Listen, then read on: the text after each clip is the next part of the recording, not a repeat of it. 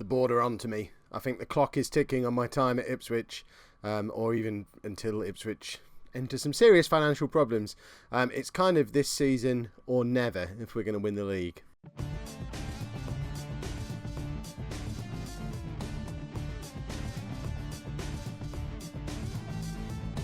Hello and welcome to Season 14, Episode 1 of Non-League to Legend. I'm Kev, and coming up on today's episode is about the hardest start to a season we could possibly hope for. We're playing the best team in the country twice. We've got Chelsea first up in the Community Shield, and then we're playing them away on the first day of the Premier League season. It's fairly safe to say, by the end of this episode, we're going to have a very good idea of where we stand for the season ahead and whether a title shot is going to be realistic. We basically need to at least show we're as good as Chelsea in these two games today. So, quite important stuff. Unfortunately, we haven't got loads and loads of new players to show you. Because of the financial situation, you can see from down here, in fact, if we go onto the finances page, the finances don't look anywhere near as bad as they used to. We're only £8 million in debt now. But that's not because Champions League money came in, which it did, and we sold some players because we did. It's mainly because the board have had to inject £20 million to keep us running, and they've not given me a penny to spend over the summer. My transfer budget was zero. I've sold a couple of players, brought in a couple of free transfers, but the projections are still not looking great. We are a club that's losing money despite being in the Champions League for the second season in a row.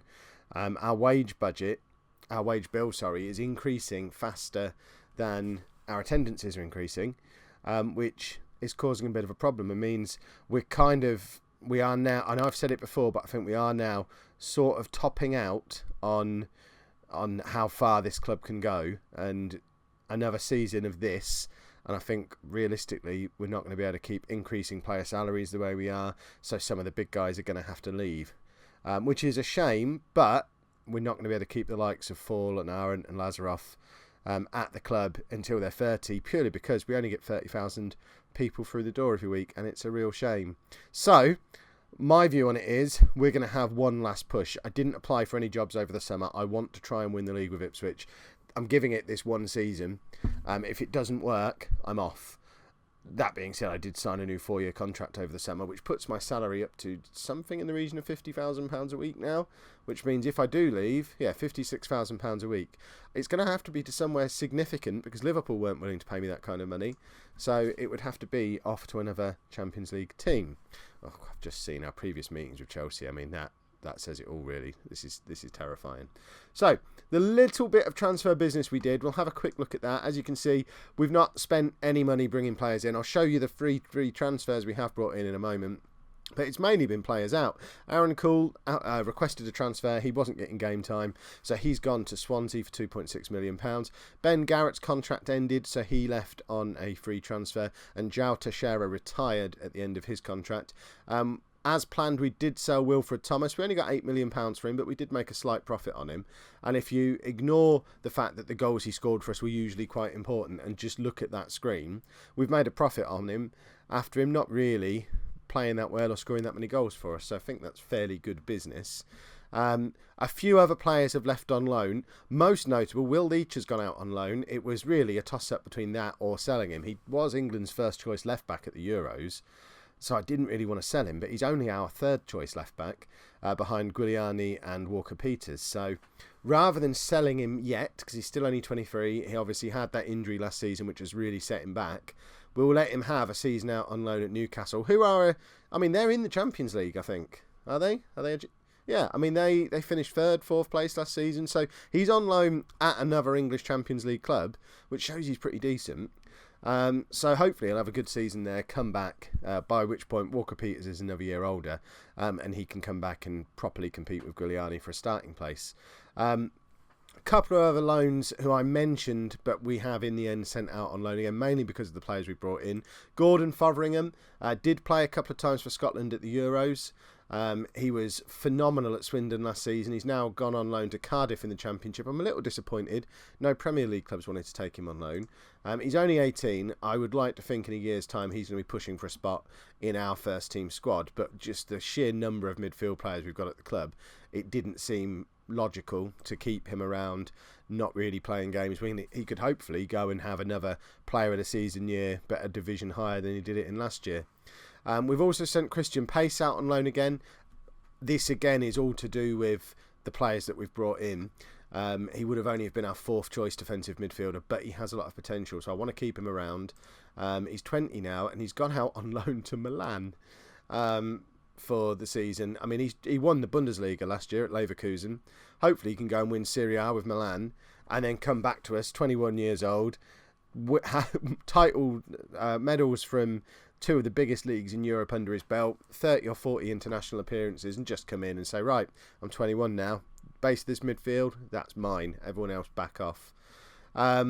We also loaned Stanchu out just because I was terrified of the prospect of playing him in the cup final, as I mentioned last episode, so we may as well send him back to Romania for a year, give him a chance to go and get some game time there, see if he turns out to be any good. His potential is dropping all the time. I think he may end up being a bit of a dud. He was kind of a panic buy anyway, because we didn't really have much money left at the end of last year's pre-season. So, the players who've come in. We're only able to bring in free transfers. We had no transfer budget, but we did have quite a pile of wage budget available.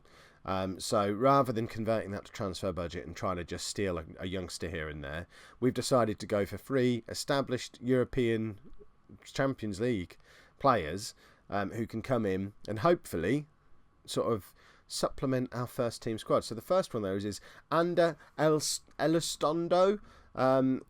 He's a defensive midfield player who's also accomplished at playing in central midfield and centre-back, so it gives us cover in both of those positions, as well as challenging Fritscher for a place as the anchor man in the midfield. He's just 6'4" brute, which is exactly what we need in that kind of position. He's only 27 years old.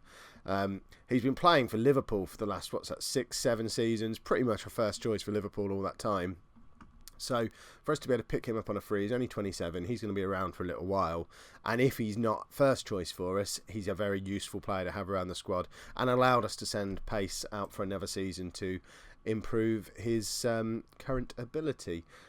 This guy wasn't expecting to be able to get Richedly Bazoa, I think that's how you say it, 31-year-old Dutch defensive midfield player, has played 121 times for Holland. He's natural in defensive midfield, central midfield, centre-back, so again he can cover all three of those positions. He's signed on a free transfer from Barcelona, where he's been a first choice player for the last 10 years at Barcelona. So it seemed like a bit of a no-brainer. We've had to offer him an extraordinary amount of money. He's coming as our highest paid player, a 3-year deal at £165,000 a week, which is crazy money. And unfortunately, he got himself injured straight away, 3 to 4 months with a hip injury. He's still going to be out for another couple of months. So you're not going to see him just yet. But I'm hoping he can just come in and proven winner who can just come in, play anywhere down the spine of the team, really, and just add that much-needed experience of going out and winning Champions Leagues and winning leagues. Because if we look at the medals this guy has won, if we just look at his biography, he's won the Spanish League with Barcelona twice. He's won the Spanish Cup twice. He's won he's not won the Champions League. Have Barcelona not won the Champions League since this save has been running? That's mad. But either way, bags of experience, can't hurt to have him in. We're paying a little bit too much for him probably, but we weren't in a position to be picky. There weren't that many free transfers knocking around. And the last one, Luca Clemenza, 31-year-old Italian. He's come in purely because Johnny Vaughan is going to be injured for at least the first half of the season. So he's an attacking midfield player. I think he's come from Tottenham. So he's played for Juventus, Villarreal, Tottenham. He's been a first choice most of wherever he's been. Seems like a fairly useful squad player. He's not going to be first choice, certainly once Vaughan is back. But again, a useful player to have around, just pads out the squad a little bit. So not the most exciting summer of transfers we could possibly have, but I've said this before, these summers where we don't get to bring in very many players, we tend to start quite well because there's less disruption to the squad. So I'm hoping that once we can once we can get everybody fit, everybody ready to play. We've unfortunately got a couple of players away at the Olympics, Vosabelt and Negra, who would be challenging for first team spots in midfield this season. Mallory Negra is the one that I chose not to send back out on loan again, because he was playing in the Premier League for Sheffield Wednesday last season. He seems like he's pretty close to being as good as he's going to get. I mean, he's not as good as we hoped he would be, but he's as good as the other midfielders that we've got around the club, apart from like the real top players. So a handy squad player to have, as is Vosabelt. But what all of that means is, with the injuries, with the players who are away, our team that we're playing against Chelsea today in the Community Shield will look very familiar to you, because every single one of these players was here last season. In fact, Zabala aside, this is probably the cup final team, I think. Or, in fact, I don't think Valverde started in that either. So Chris is just coming back from injury, so he's going to be starting on the bench. The only one of the new players who's involved today is Elizondo, who's going to be starting from the bench as well, but pushing Mesidaro for a spot. And I just don't really know which one of them is going to be playing in this position going forward, or whether it might even end up being Lazio. We shall see. So, our team for today: Matt Lee in goal, a defence of Guiliani, Zabala, Dane and Lazaroff. Fritzscher anchoring the midfield, Valverde and Yusuf in front of him, with Mesidaro behind Arendt and Fall. We want to go and show Chelsea that we can be taken seriously this season. We haven't beaten for goodness knows how long. I mean, does it tell us somewhere when the last... It was probably on the scout report, isn't it? Bottom line, we don't ever beat Chelsea. They're the one team. Now we've got that Man United nonsense out of the way, and we're capable of beating them now. Chelsea are the one big team left who just seem to always have the beating of us. Oh, that's the other thing. Roy Keane's my assistant manager now. Former Ipswich manager has returned to be my assistant. Can we look at him from here? I don't think we can. Remind me to have a look at him after the game. I mean, he's... I think he'll just be quite handy. He's a good motivator, etc. All that stuff that you'd want from an assistant manager. The one thing he's not really got is the ability to spot a player, but I'd like to think that's my department. So if he can manage he's got all the man management, discipline, motivating, all that stuff, and I'll take care of picking the team. Roy, is that all right with you? I think he can probably live with that. So, goal for today. I mean, it is only the Community Shield. If we were only going to win one of the games in today's episode, it would be amazing to beat them away in the league. Oh, for goodness. Oh, it's offside. Okay. So I'm not overly concerned about this one, other than the fact that obviously if we can beat them in the Community Shield, then that's going to give us confidence going into next weekend when we play them again at Stamford Bridge. Whereas if they absolutely thump us today, they'll thump us again next week, and then we start the season 3 points away from them, and showing that, you know, they're just going to romp the league again. Fingers crossed. All their players are getting a bit old now, and I suppose the one good thing about playing them right at the start of the season, I mean, it's the hardest game of the season. It's going to be our first league game. Once that's out the way, if we can go on a good run of form from them, all we need then is other teams to go and beat Chelsea. They're not unbeatable. They lost 5 or 6 games last season. It's just us who can't beat them, which is very frustrating. Right. I mean, we've had 1 shot so far, and it was... Oh, okay, now we've had 3. Weren't good enough for a highlight, though, so nothing to get too excited about. What's that? Oh, for goodness sake, Modu Fall is injured. Potential knee injury. If he's done his cruciate ligaments as well, then I give up. I'll just resign. I probably won't resign. I might resign, though, because that would be awful. He got, 42, 43 goals last season. And the last time we got a knee injury, it was Johnny Vaughan. I think we got 3 cruciate ligament injuries last season. We had Vaughan, Nuri, and someone else, but I can't think who it would have been. Perhaps it was only 2. But our training facilities have been downgraded because we can't afford to improve them. So that's going against us. We can't buy players. It really, that old footballing cliche of I've taken this club as far as I can take them, it really feels like we're hitting that point with Ipswich now. So realistically, if a big club had come in for me over the summer, I would have gone. But I say I didn't apply for anything. It was more to do with the fact that nothing particularly tempting came available. It wasn't like last summer when there was Man United and Arsenal and Chelsea and Man City and everything was up for grabs. This summer, I think the biggest job was Dortmund, and I don't know. Part of me doesn't want to go abroad yet. I want to win the Premier League before we abandon it. So I don't know how much longer. Who is the Chelsea manager? Is it Simeone? Don't know how much longer he's got before he retires, but I mean that'd be quite a nice one to just take over, just step into this team that's already established as the dominant force of English football. Or maybe Man City will just flop again and I can go and take over there with all that money to spend. That'd be good fun. Right, I think we need to make a substitution. I mean, we're not being absolutely hammered, but we're not really threatening them either. Let's bring Oliveira on. So we've got our 2 Brazilians up front now. Oliveira, hopefully, lots more game time from him this season. That's what we're looking for. Oh, good save, Matt Lee. Right. Of course, the problem with selling Thomas now is if Fall has got an injury, we're down to 3 strikers for the season. We've got no wage budget left. We've got no transfer budget left. We can't bring in another forward, and we only have these 4.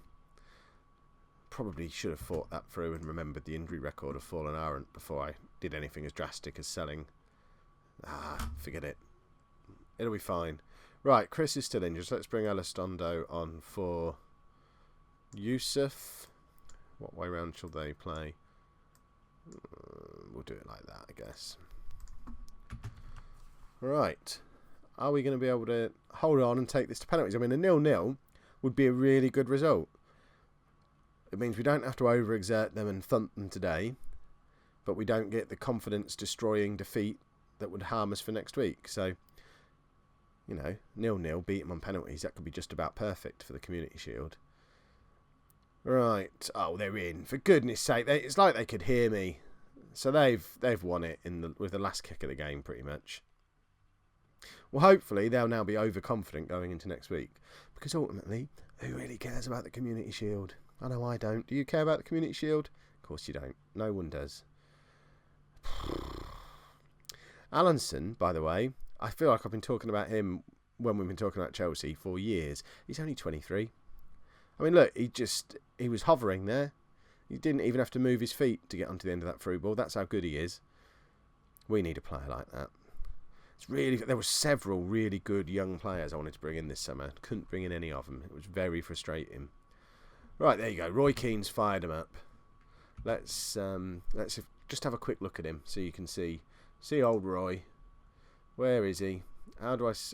no, it's not on there, is it? Where do I see my staff? Coaching team. There we go. Roy Keane. There he is. So, he's not much of a coach. Who cares? He can't really pick players. Who cares? The important thing is he's good man manager, good level of discipline, good motivator, good determination. They're what I wanted in my assistant manager. So hopefully he's going to come in and do a rather good job. Let's go and play Chelsea again, and hopefully this time we'll beat them. So Chelsea versus Ipswich, round 2. Not much in the way of changes other than what is forced upon us. Lacio comes in for Modou Fall, who's out for 6 to 7 weeks with strained knee ligaments, and Chris is now fit again, so he comes back into the box-to-box midfielder role in place of Franco Valverde. Which I think that's not even need to make a change to the bench. Luca Clemenza does make his way onto the bench though. The attacking midfielder / striker who's coming from Tottenham. I forgot he could play up front as well. So we've got him there as another option if we do pick up loads of injuries. But obviously we now are in the situation where Oliveira is our first reserve for the next 6 or 7 weeks. So that game time's going to come pretty quickly for him. Oh, come on, let's go and... Is it only Nazarov's 100th game for the club? It feels like he's been around longer.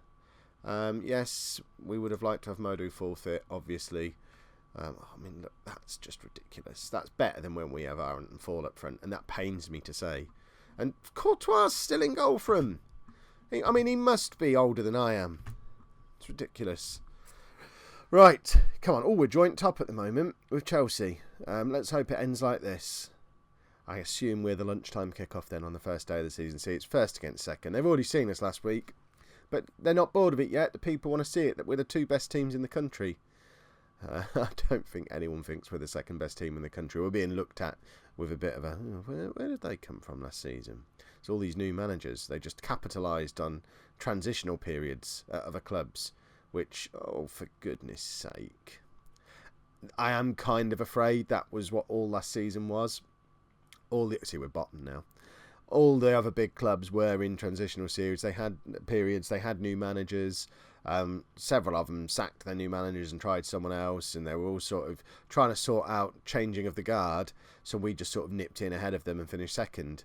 But are we really a team worthy of a second place finish? Oh, Chelsea have knocked down the one of the ends behind their goal. It looks like they're just going to stay at Stamford Bridge forever. Usually, by this point of a save, they've gone to the Lampard Arena or something. But obviously, this time they've decided to stick around at Stamford Bridge and knock half of it down and rebuild. Right, come on, lads. Let's get an equaliser just before half-time. Lazarov's in behind. Couldn't find Christian Arendt. And Chelsea are breaking on us here. And this is terrifying because their strikers are just too good. Yusuf finds almost finds Lacio. And it looks... I mean, we just want the whistle to go now because Chelsea are attacking wave after wave. They're in and Matt Lee keeps hold of the ball. 1-0 down at half-time. Not ideal. Come on, Roy. Say something inspirational. I tell you what. He's all right at this motivating lark. Right. Let's... now Roy's had a shout at you. Let's go and get an equaliser. I think that's how this works. Oh, come on. Why would you stop the highlight there? Lazarov ball over the top for Arendt to chase. We all know Arendt is lightning quick. He had the beating of those two players who were chasing him there, and I don't understand why the highlight stopped. That's quite troubling. Right. Oh, we're attacking again. Guiliani to Fritzsche, Yusuf, Mesidoro, through to Arendt. Arendt gets a second bite at it and does put it away that time. And it is 1-1. We're back in this. We're joint top again. Ooh, what a topsy-turvy season. I mean, look, this is quite nice passing for us. We're not just a kick it forward and chase after it team anymore, you know. I mean, it's a good save from old man Courtois. He saves it with his walking stick. And Arendt turns it away and then gives himself a little clap as he runs away, which, why not? Oh, Niblets, was that him again? I mean, they shouldn't be allowed... We're at bottom again. They shouldn't be allowed to have two players that good. It's against... I mean, obviously, that's what I'm trying to do as well. I mean, Lee should have done better there. What was he... I mean, it came straight at him. Would it... that? I mean, the ref's not even looking. Does that even count as a goal? But Lee, what would have been the harm in just holding on to that? Right, let's have a look at Clemenza. He's going to come on for Mesidoro, who basically might as well not be playing. And we're going to bring Oliveira on for Lacio, who likewise hasn't really turned up today. Probably got a hump on that he's not first choice main man anymore. He's only just figured it out, despite Arendt being back for 2 years. Oh, Guiliani, save from Courtois. I mean, we're getting some chances in this game. We're not getting absolutely humiliated. It would just be lovely to get an equaliser. And Yusuf forces another save out of Courtois. Another corner. Doesn't really come to anything, and they're breaking on us here. And this is when they're at their most dangerous. Oh, Lazarov with a good tackle. What can we do in these last 10 minutes to create something? I mean, we need to... Chris isn't fully match fit yet, so we'll bring Valverde on for him. I mean, it's not the most inspirational attacking change you could possibly make. Although Valverde does have a goal in him occasionally. But not today, apparently. I mean, we don't... The gap between us and Chelsea doesn't look as big as it once was. But ultimately, they've still just beaten us twice in a week. Because that's what they do. And we've probably lost them something ridiculous like 10 times in a row now. Positives from that, in theory, that's as hard as it gets. And if we're only narrowly being defeated by Chelsea and we're creating clear-cut chances, we might have a chance. If we can go on a run of games now, what's our next... I mean, look, we don't really have a big, difficult game until Man City, which is... we've got Man City and Arsenal back-to-back at the end of September. But we could be... I would like to think we're up there challenging for top spot by that point. If we're not, this season isn't going to go the way I'd hoped, and I'll already be starting to look for jobs as soon as they become available. If you've enjoyed today's episode, make sure you pop a like on there for me, subscribe to the channel if you haven't already done so. Would be nice to think you had by now. And thank you very much for watching.